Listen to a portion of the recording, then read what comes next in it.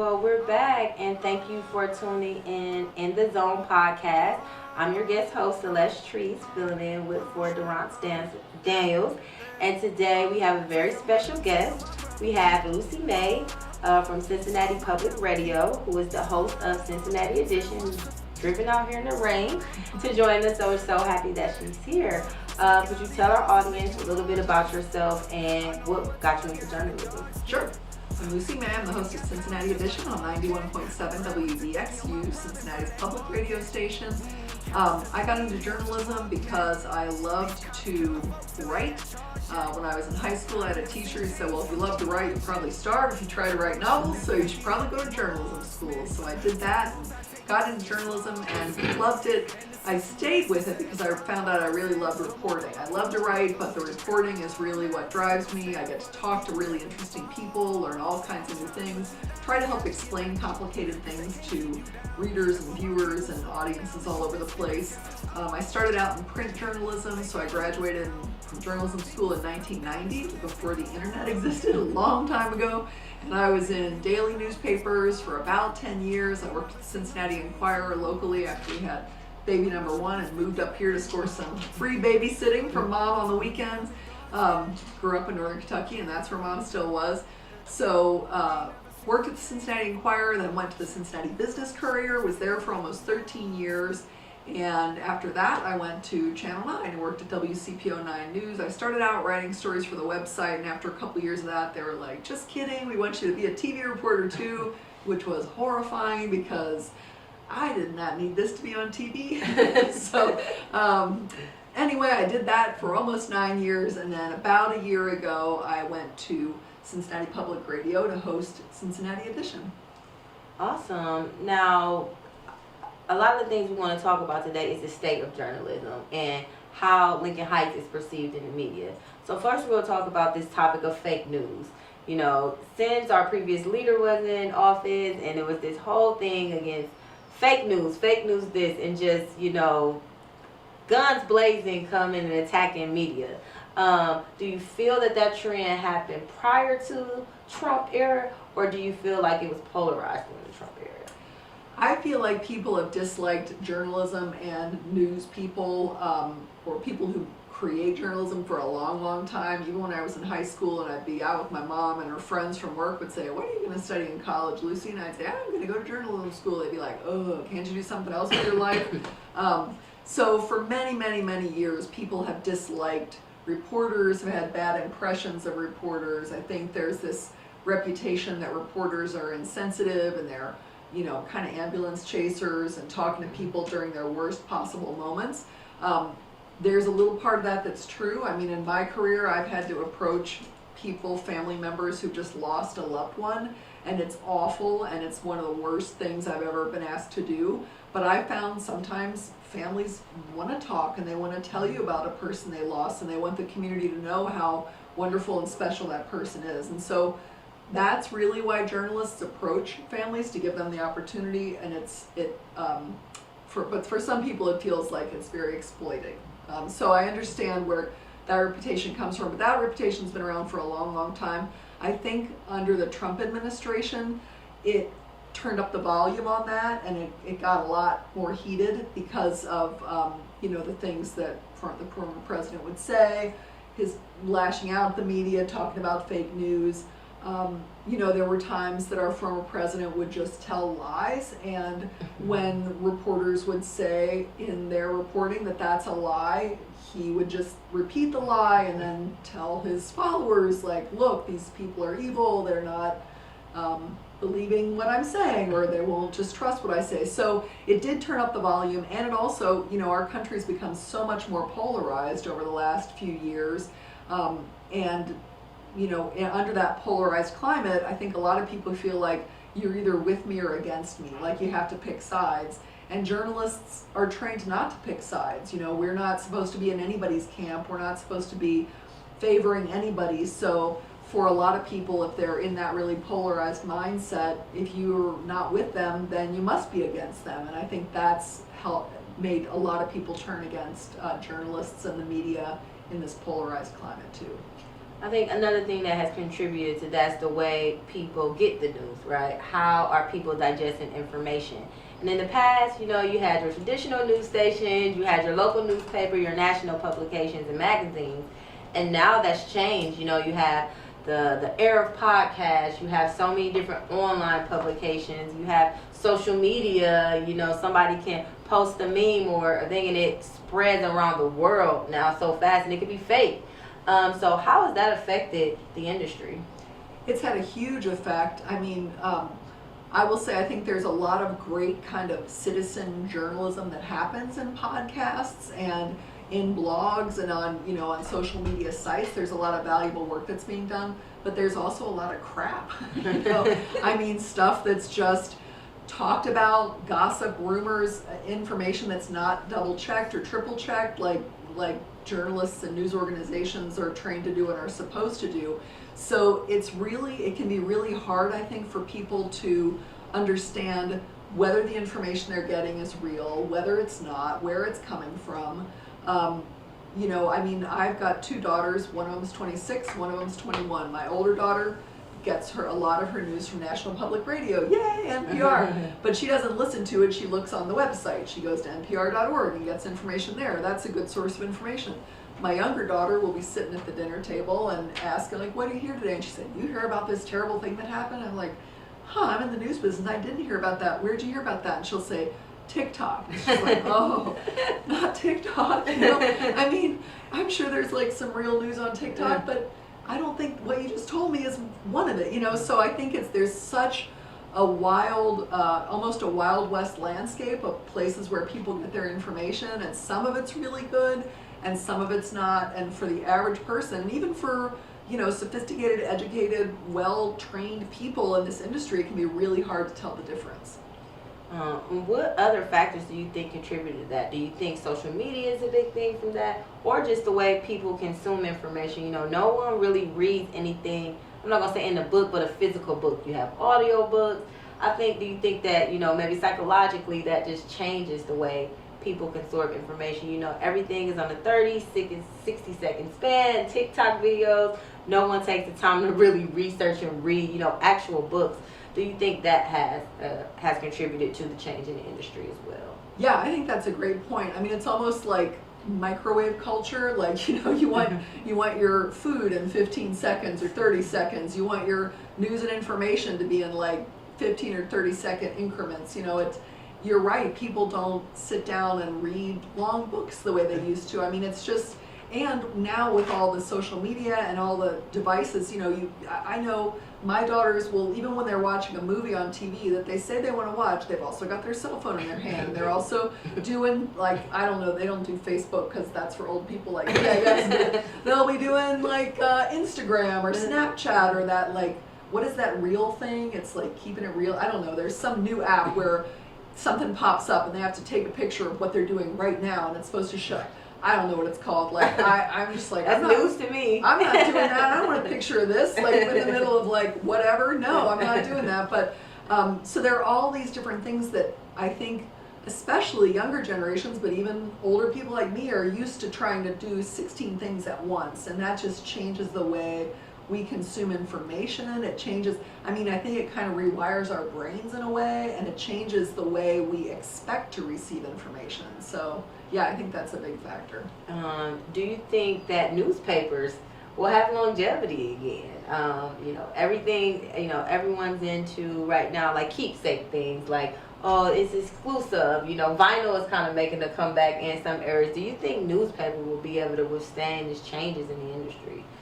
I sure hope so, because I went to journalism school expecting to work in newspapers my whole career, and I spent a long time working for newspapers. I think daily newspapers and weekly newspapers, I think all newspapers have a really important place in our society for just the way we learn about things, the way we communicate with each other, and I really hope they can stick around. The big question is going to be whether the people and the corporations that own them can figure out the business model and can make it work. There are nonprofit organizations now that own newspapers. When I was in college, I had a summer internship at the St. Petersburg Times, which in Florida, which doesn't exist anymore. Now it's the Tampa Bay Times because it merged with the Tampa Bay Tribune, and now it's owned by a nonprofit organization called the Poynter Institute that's all about quality journalism. And I don't know, are more newspapers going to have to be in a model like that, where it's more like public radio, where people believe in getting accurate, good information, they contribute to it? I'm not sure, because right now a lot of the for-profit newspaper companies are owned by these investors who buy it, suck as much profit out of it as they can, which means cutting a lot of jobs and firing a lot of people, and then they sell it to the next person, and it just shrinks the businesses. And that, I don't think that's not good for journalism, but it's also not good for our democracy, because having good news information and, you know, freedom of the press, all that stuff is important and foundational when it comes to holding people accountable and reporting the news and giving people the information they need every day.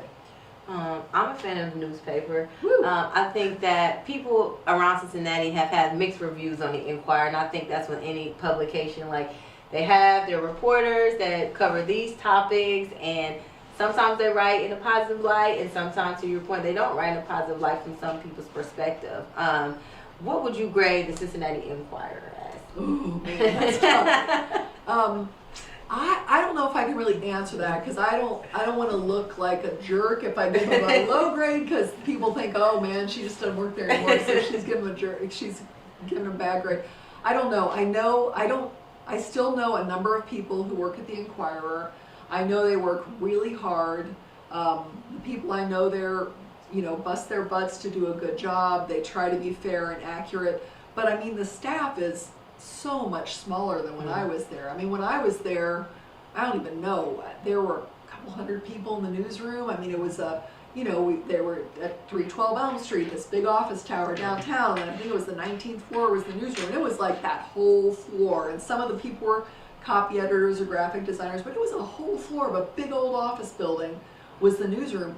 They just left that building because they don't need it anymore, and right now all their journalists are working from home, and it's going to be, will they have another office space? Probably, but you know, it's going to, you know, be relatively this big. I mean, it's just, it's shrunk so much, and so there's, I think people who've been around for a while expect the Enquirer to give the kind of news and information it did 20 or 30 years ago, and I don't blame them, because that's what you want from your newspaper, but it's just impossible now based on the way the resources have shrunk. One thing you spoke about is consolidation, and so we see this trend of consolidation with media, with grocery stores, just big industries overall, where it's kind of sucking up the little guy. And to your point, some of these corporations don't have the aspiration of giving good news. It's about making money. So I think that is very important for people to know. When I see a lot of these social media memes coming around, like we spoke before, and you see 15 news anchors in 15 different markets, and they're saying verbatim the same things. And a lot of that is, to your point, because of consolidation of media. Many of these consolidation deals we see across each industry kind of squeezes the little guy out. Do you think that these local newspapers will be able to survive without consolidation or switching to a nonprofit model? I hope so, but what it's really going to take is people supporting them, you know, like, and this is a little bit of a different question, but when I worked at WCPO, I remember being, you know, sometimes go and I'm part of a media panel where, like, you're a group of reporters at a table, and there's a group of people there who are very polite, but you can tell there's like this anger simmering below the surface. And there was one media forum that I went to, gosh, it was probably like 2017, 2018, something like that, like pre-pandemic, in the years that nobody can remember because it was before the pandemic. And it was a group of educators, and this teacher stood up and she said, I just want to know why you don't report positive news. Like, why is it always ugly stuff like fires and, you know, gun violence and crimes, and like, why don't you report positive news? And what I told her was, here's the thing, like, I do, you just don't read it. Because now I was, writing a lot of stuff for the website at that point, and now all media companies have metrics. They know exactly how many people are clicking on every story. They know exactly how long people are spending on the story. They know after that story, did they bounce and leave the website, or did they stick to another story? They know how you got there. Did you get there through social media? Did you get there from the homepage? Like, how did you get to this? So media companies now have all this information. And I told them, I know how many people read like the positive stories I write about some inspiring thing that's happening in the community. And I know how many of you clicked on like a dead body that was found in the restaurant freezer, because a lot more of you clicked on the dead body found in the restaurant freezer than you did on this story that I spent 6 months reporting on a really important, inspiring thing that's happening in our community. Unfortunately, that is human nature. Like, people are drawn to ugly stuff. But the media companies know that. So to me, it's like the same kind of thing. If you really want the local organizations, if you really want, like this, there's a startup news organization in Northern Kentucky right now. If you really want the Cincinnati Herald to stick around, if you really want those local news organizations, you have to support them. You have to buy their stuff or read their stories, or however it is you can support them. If you don't support them, then chances are much more likely they won't be able to survive. So everyone is listening. Start supporting your local newspaper. Start reading the Herald, paying to read articles on Business Courier. Start making sure that you support and advocating for the news that you want to hear, and making sure that you read the news that you say you want to hear, and not just clicking for clickbait.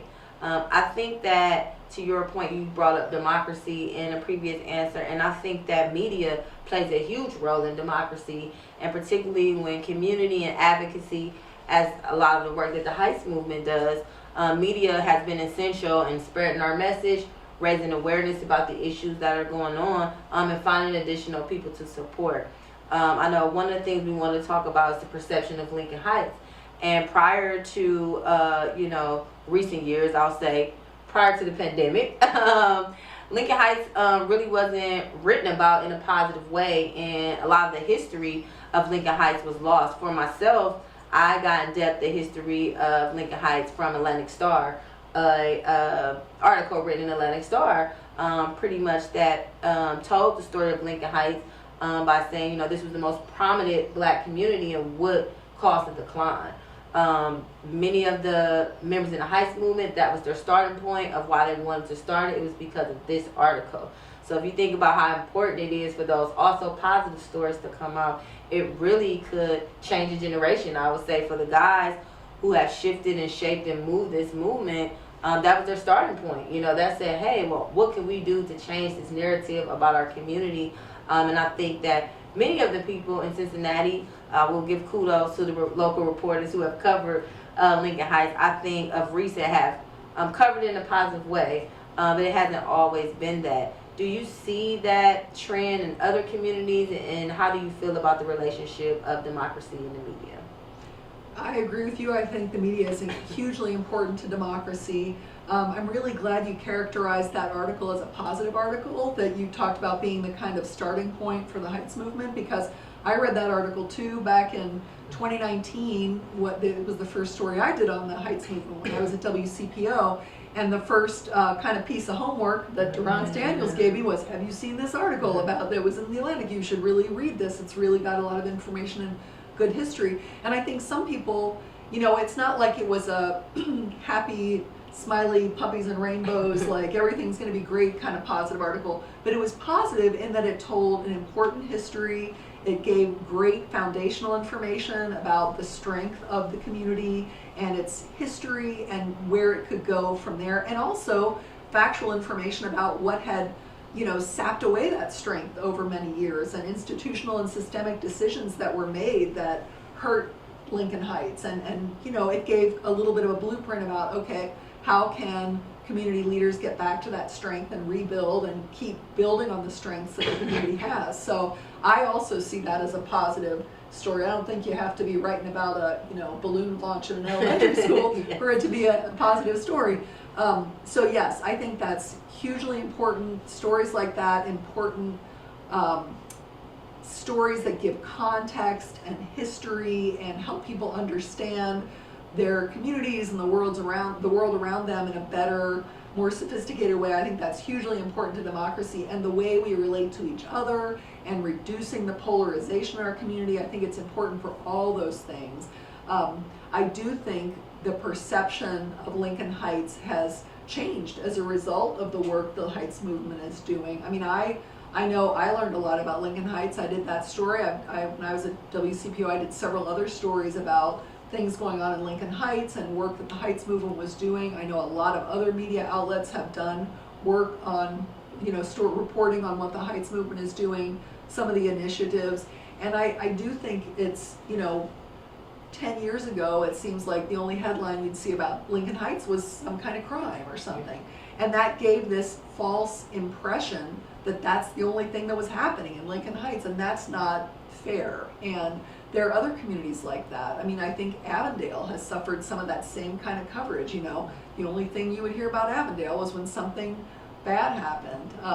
And I think news organizations are trying to be more aware of that and think a little harder about, wait a minute, we're not representing this community in a meaningful or fair way if we're only going for one thing. It's not fair if crime happens everywhere, and you don't see like Indian Hill or Hyde Park in the news all the time because of a crime that happened there. So I think news organizations are getting a lot more cognizant of that. I think they're trying to be a lot more thoughtful about their approach to those things and that kind of coverage. And I think it's good that communities have been, kind of raising their hand and saying, wait a minute, like we've got more going on here, and you need to recognize that and, and tell everybody that and share that information.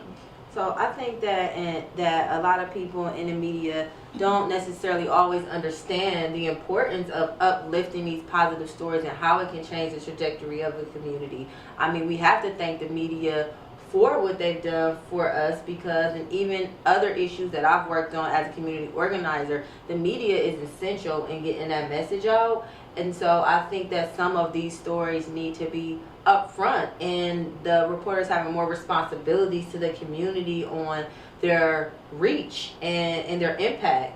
And the one thing I like to see is more diversity within media. That's always the issue.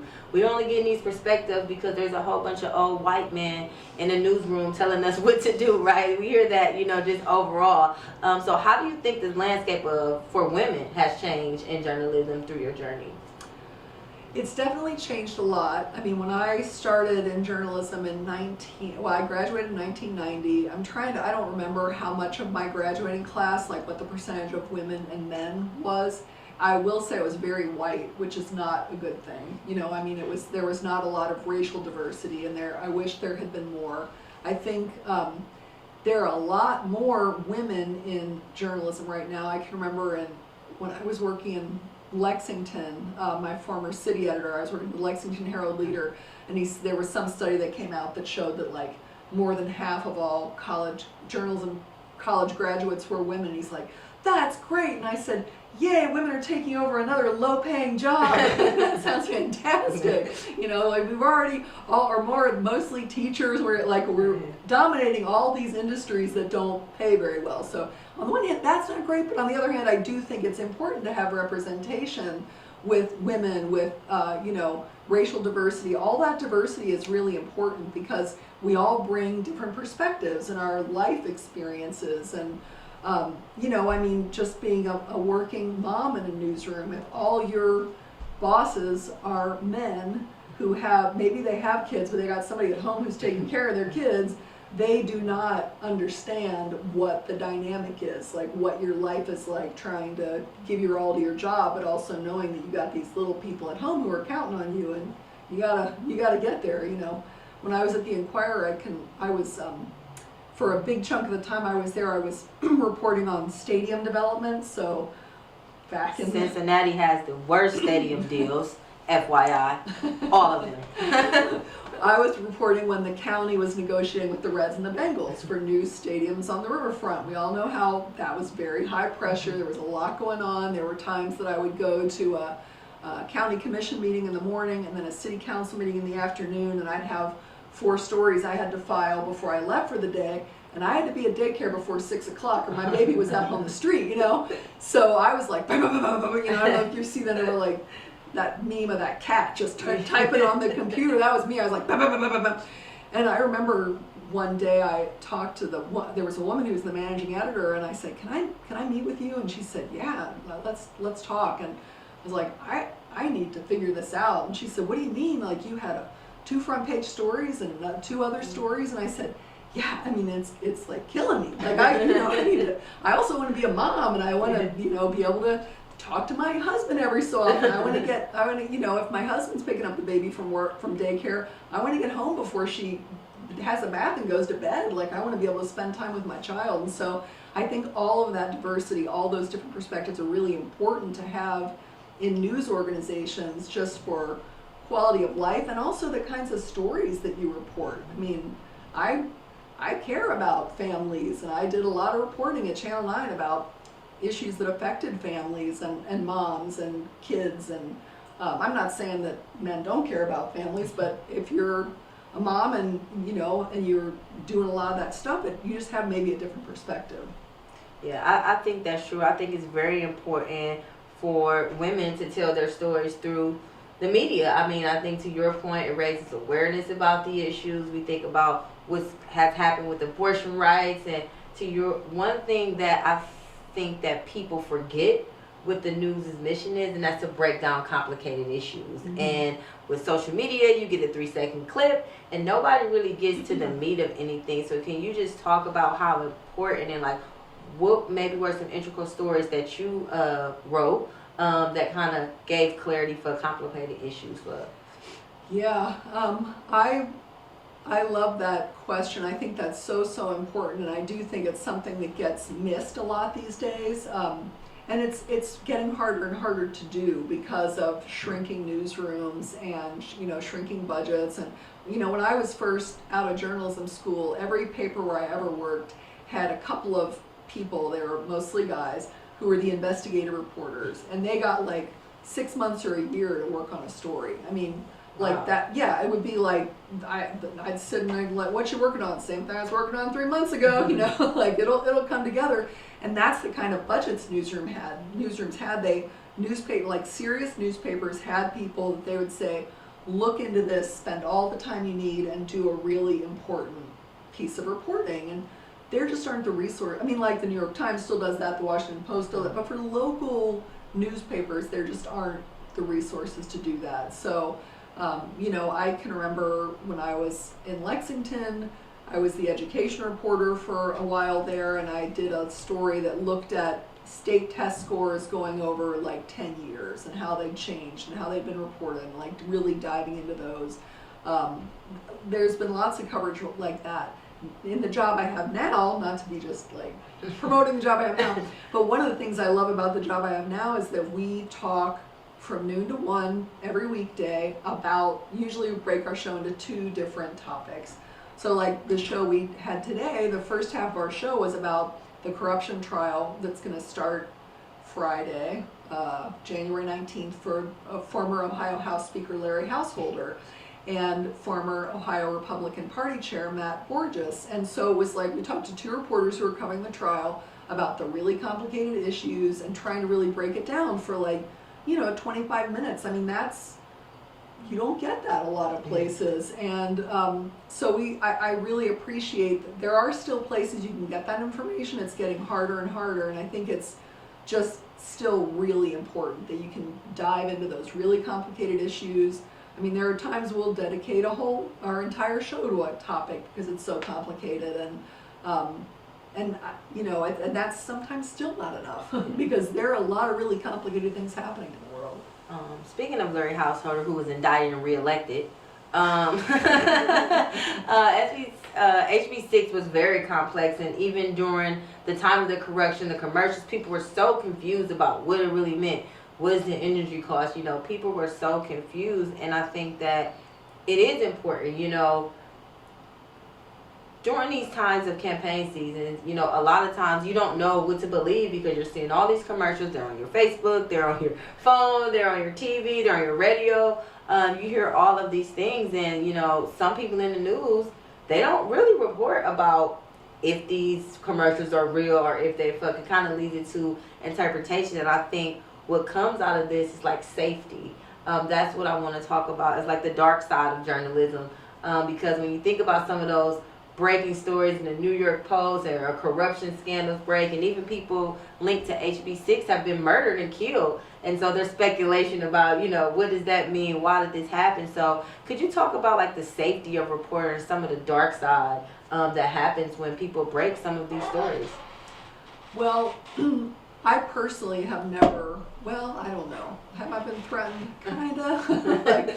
But it's like, I can remember there was a story I did at the Enquire, and one of the gentlemen who was a local official, I won't say his name or where he worked, but who didn't like the way the story was, he told me on the phone, Lucy, if I were a heart surgeon and you were my patient, I would let you die on the table. That's like, pretty harsh. Thanks for calling. So I guess, I mean, in different like ways, I've had people say ugly things to me, and reporters do get ugly things said to them. And I don't know, I mean, are there some reporters who back off because of that? Maybe. I don't know any personally who have said, oh, I'm not touching that because I'm afraid for myself. I think some of it comes down to, unfortunately, time and resources. Like, I think the bigger risk in a lot of newsrooms these days is that people aren't given the time to really explore. Like a typical TV reporter, you might find out what story you're reporting on at maybe 10 in the morning, maybe 11, and then you have to line up your interviews, you have to go, sometimes you have to take the video yourself, you have to go do the reporting, take the video, then you have to edit it all together, and you have to have a story finished maybe by 4 o'clock. Sometimes you get a little more time than that. That is and then sometimes after you've spent a couple of hours reporting that story, you'll get a call from your boss like, drop that, there's a major fire across town, you have to drive 25 minutes and be ready to stand up in front of a building and do a live shot, which is, you know, with your microphone and you're talking.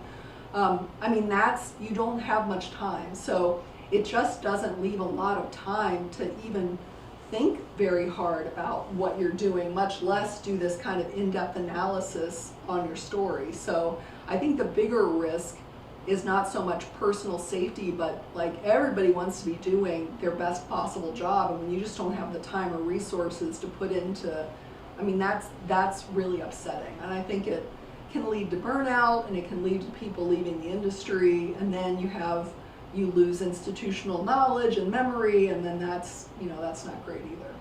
Well, I know we're coming up to the end of our time, so in closing, could you tell our audience how they can support the radio station, how you can support media if you want to continue to get the news that's correct? Tell them where they can find you and how they can support your station. Well, great. Yeah, my program, Cincinnati Edition, it's on 91.7 WVXU. You can listen to it from noon to 1 on weekdays. It repeats at 8 o'clock most weekday evenings, and you can also get it online. You can listen to it as a podcast. For your other local journalism sources, you know, click on those stories. Click on the stories that you want to see more of. Buy actual newspapers. You know, go past that paywall and actually spend some money. I mean, I know everybody's hurting right now for money, but you know, you gotta pay for what you want to see more of in the world. That is amazing. And you know where to check us out on YouTube, the Heights Movement. As well, you can catch the clips on the Heights Movement Instagram page, soon coming to TikTok. And thank you for joining. Oh yeah, and Facebook for the old people, they said, for Facebook for the old people, or people who work in politics, because we love Facebook. Thank you for tuning in to In the Zone podcast with your guest host Celeste and our guest Lucy May.